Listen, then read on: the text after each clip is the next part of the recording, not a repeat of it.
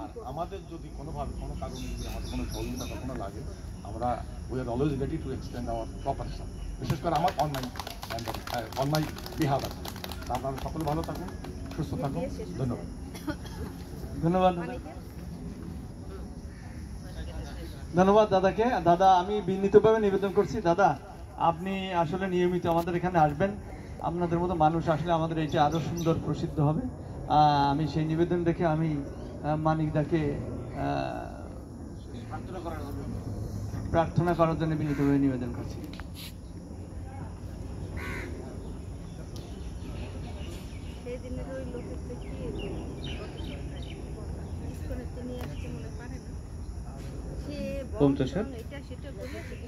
তো আমরা সকলে এখন পরমেশ্বরের কাছে প্রার্থনা করব।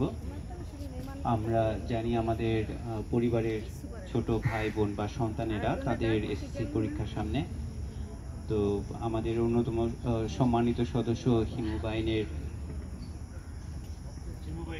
হিমুবাইন মহাশয়ের মেয়ে অসুস্থ আছে, তো তার দ্রুত আরোগ্যের জন্য আমরা ভগবানের কাছে প্রার্থনা করব চন্দ্রিমা সনাতন সংঘের সম্মানিত সকল সদস্যের পরিবার যেন সুখী সমৃদ্ধ থাকতে পারে, আমাদের জীবন থেকে সমস্ত দুঃখ দুর্দশা সমস্ত অভিশাপ যেন দূর হয়, আমরা যেন পরমেশ্বরের সেবায় এবং তার শ্রীচরণে আশ্রয় নিয়ে যেন জীবন অতিবাহিত করতে পারি।